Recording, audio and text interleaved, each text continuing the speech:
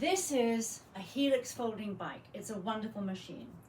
This is almost exactly as it was when it came out of the box, except that I added a nice cushy seat. The Helix printed material that comes with it, and even the videos online, are incredibly insufficient for me. So I figured out finally, with the help of some other user videos online, slowing them down to 50% so that I could really follow along. And now I know how to do it, and I'm going to pass it on a slow and simple demonstration of how to unlock and then relock, or unfold and then refold a Helix bike. So it looks like this. The first thing you would do is you would bring up the handlebars, and you would push down. You'll find a knob that's right there, and you would push it down and turn it, keeping it in its push down position, and turn it until you hear 3 clicks. The first click is quite quiet, and then the next 2 are more audible. So let's see, let's find the first click. There's the first click, second click, and then the third click is quite stiff, but you'll get to it. Don't push it past the third click. Once you hear the third click, you're golden. So now what you're going to do is go down to this knob here, which is essentially in the center, and is sort of locking the 2 wheels together. You would turn that knob clockwise and detach the front wheel from the back wheel.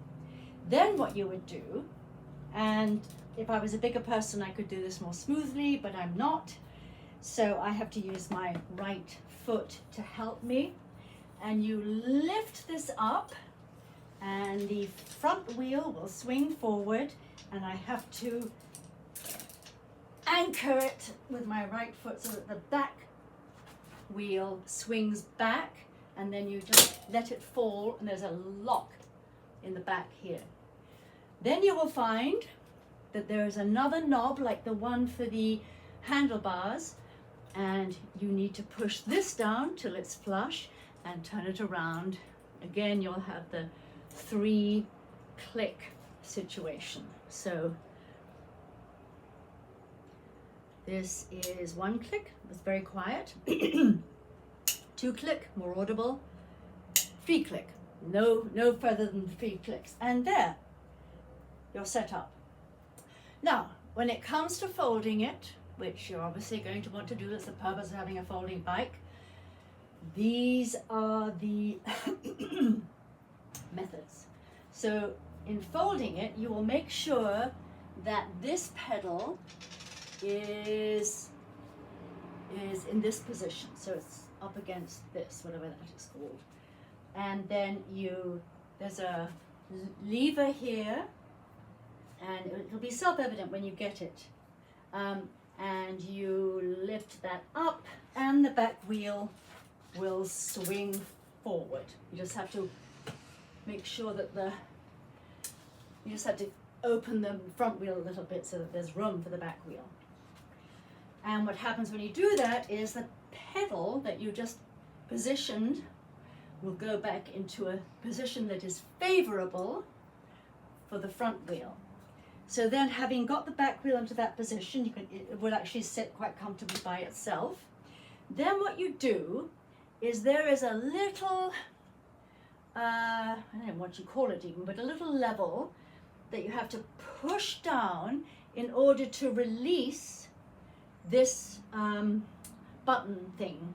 And once you pushed it down, you turn that plunging button thing, whatever it's called, anti-clockwise until it pops up completely, and now the front wheel is free.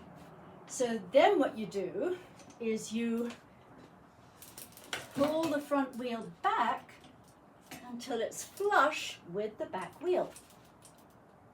And there is that lock that you undid when you were unfolding it is situated here, and you just have to make sure that it's in place. It'll make sense when you actually get it.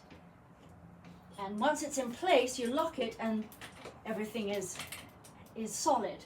if you don't quite get it and try to do it and it isn't quite in, then it just won't be solid.